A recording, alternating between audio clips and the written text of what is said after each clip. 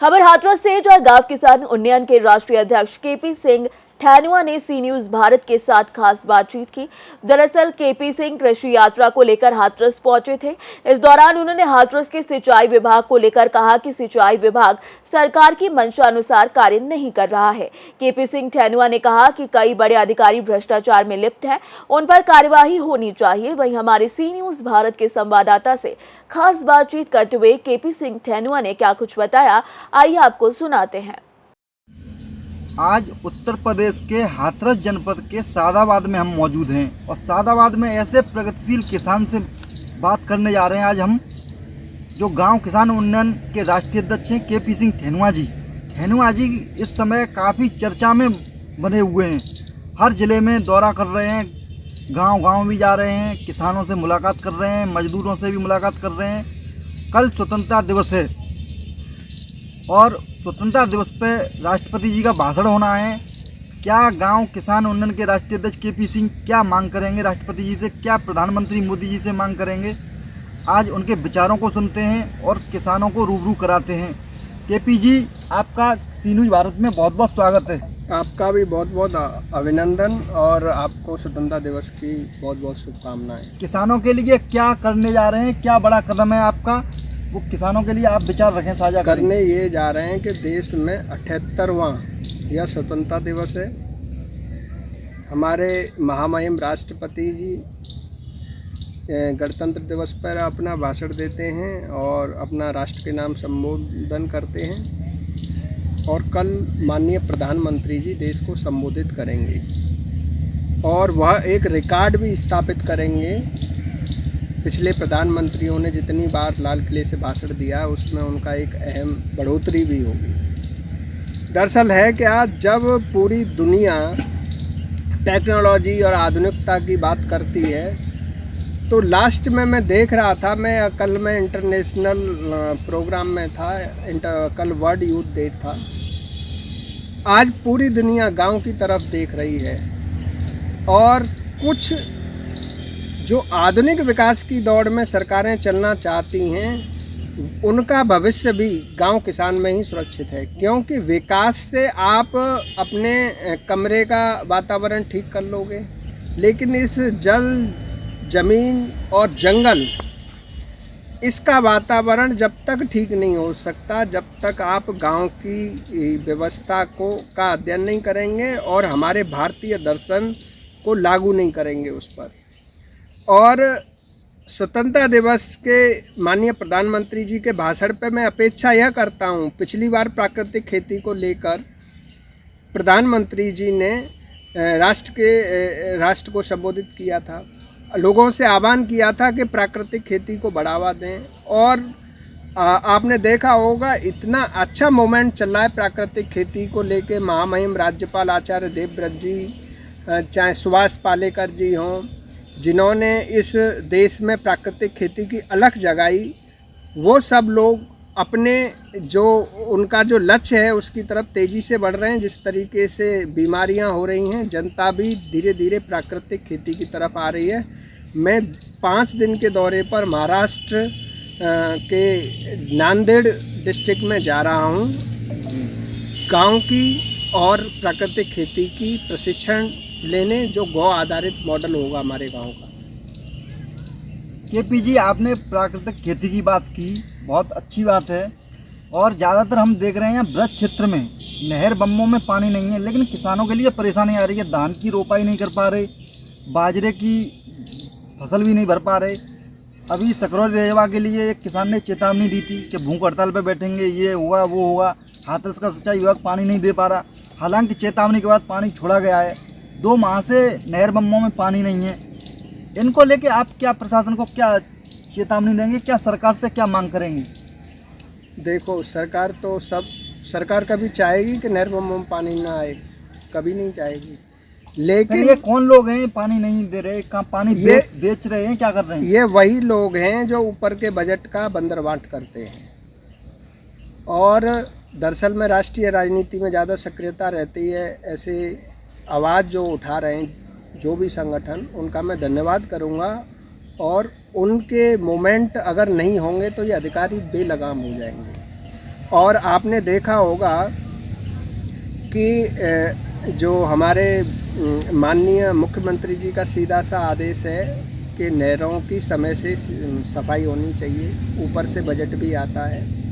कई बार के आंदोलन 20 साल बाद नहरों में पानी आया, आंदोलन हुआ था आपके ही क्षेत्र में, आपने देखा होगा। लेकिन अधिकारियों को शायद फुर्सत नहीं है कि किस रजवाब में किस समय पानी भेजना है। और दूसरी बात यह है कि अगर किसान को पानी नहीं मिलेगा तो वो इस तरह से खाद्यान्न कैसे उत्पादन करेगा। कहीं ना कहीं इनके खिलाफ ज़बरदस्त आंदोलन होना चाहिए, और ये आंदोलन सरकार के खिलाफ नहीं होना चाहिए, इस प्रशासनिक भ्रष्टाचार के खिलाफ आंदोलन होना बहुत ज़रूरी है, क्योंकि इससे कहीं ना कहीं सरकार जो करना चाह रही है वो चीज़ें पब्लिक तक नहीं पहुंच पा रही। अच्छा, ये आपने भ्रष्टाचार की बात की। भ्रष्टाचार पे सरकार कह रही है कि लगातार हम भ्रष्टाचार पर कार्रवाई कर रहे हैं, हालांकि कार्रवाई देखने को भी मिलती है, लेकिन भ्रष्टाचार समाप्त नहीं हो रहा है। इसमें क्या मुख्य जड़ क्या है, क्यों नहीं समाप्त हो रहा? भ्रष्टाचार दिमाग की समस्या है। जो अधिकारी गांव किसान से निकलकर और अपने गांव किसान को ही ठगने का कार्य कर रहा है, तो यह उसके दिमाग की समस्या। कहीं ऐसा तो नहीं है कि किसान भी भ्रष्टाचार में लिप्त हो? कहीं ना कहीं किसान को भ्रष्टाचार से कोई लेना देना नहीं है। ये तो भ्रष्टाचार का शिकार हो रहा है, क्योंकि वो 10-20 रुपये अपने उसमें लेके जाता है जेब में किसी से उधार मांग के तारीख करने के लिए। वहाँ पर अधिकारी का कोई ना कोई शेड्यूल बीच में लग गया तो वो 10-20 रुपये भी उसके पानी में चले जाते हैं। दूसरी बात यह है, मैं तहसील पे जाता हूँ तो मैंने जो प्रदेश की तहसील हैं, मैं तो पूरे देश की ही बात करूँगा, अधिकारियों के लिए सचिवालय में 2-2, 1.5 टन के एसी लगे हुए हैं, 2-2 एसी, और एकदम शिमला जैसा माहौल रहता है। डिस्ट्रिक्ट सब डिस्ट्रिक्ट जो तहसील होती है एक महत्वपूर्ण कार्यस्थल होता है जहाँ पर आम पब्लिक को बहुत आना जाना पड़ता है, तो वहाँ पे एसी की व्यवस्था माननीय मुख्यमंत्री जी करें। यह मैं मांग करूँगा मुख्य सचिव जी से भी, माननीय मुख्यमंत्री जी के नाम इस व्यवस्था को लागू करने के लिए पत्र लिखूँगा। दूसरा, एक बात कही, एक अच्छा निर्णय आया माननीय मुख्यमंत्री जी का कि जो SDM हैं अपने तहसील के आसपास या तहसील पर ही अपना विश्राम करें, और उससे फ़ायदा क्या होगा कि अगर कोई रातों रात ज़रूरत पड़ रही है जनता को तो उसे SDM साहब को खोजने के लिए जाना नहीं पड़ेगा। और एक और मैं बात बताऊं, आपको अगर भ्रष्टाचार समाप्त करना है तो 300 तहसील हैं, पूरे प्रदेश में 300 तहसील हैं। हो सकता है एक आध ऊपर नीचे हो, लेकिन अगर एक तहसील का अगर आप मॉडल नहीं बना पा रहे हो भ्रष्टाचार मुक्त, तो ये सरकार की बहुत बड़ी नाकामी है।